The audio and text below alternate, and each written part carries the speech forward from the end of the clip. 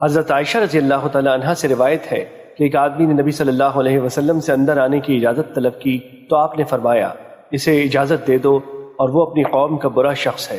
جب وہ بیٹھ گیا تو نبی صلی اللہ علیہ وسلم نے اپنے چہرے پر خوشی کا اظہار فرمایا اور اس کے لیے تبسم فرمایا۔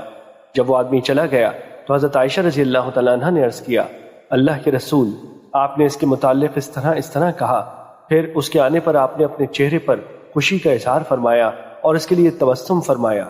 رسول اللہ صلی اللہ علیہ وسلم نے فرمایا تم نے مجھے کب فحش گو پایا، کیونکہ روز قیامت اللہ کے ہاں مقام و مرتبہ میں سے بدتر وہ شخص ہوگا جس کے شر سے بچنے کے لیے لوگ اسے چھوڑ دیں۔ ایک دوسری روایت میں ہے اس کی فحش گوئی سے بچنے کے لیے۔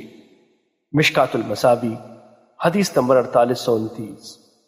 حضرت ابو ہریرہ رضی اللہ تعالیٰ عنہ بیان کرتے ہیں رسول اللہ صلی اللہ علیہ وسلم نے فرمایا میری ساری امت کے گناہ قابل معافی ہیں مگر وہ لوگ جو اعلانیہ گناہ کرتے ہیں، اور اعلانیہ گناہ کرنا یہ ہے کہ آدمی رات کے وقت کوئی گناہ کا عمل کرے پھر صبح ہونے پر کہتا پھرے اے فلاں میں نے رات کو اس طرح کیا تھا، حالانکہ اللہ نے اس کی پردہ پوشی کی ہوئی تھی اور اس نے رات اس طرح بسر کی کہ اس کے رب نے اسے چھپا رکھا تھا، اور جب صبح کرتا ہے تو اپنے اوپر سے اللہ کے پردے کو اٹھا دیتا ہے۔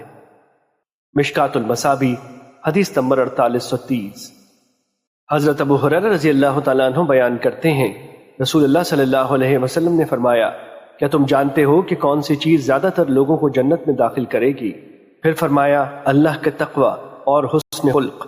کیا تم جانتے ہو کہ کون سی چیز زیادہ تر لوگوں کو جہنم میں داخل کرے گی؟ پھر فرمایا دو چیزیں، منہ اور شرمگاہ۔ مشکات المصابی حدیث نمبر 4832۔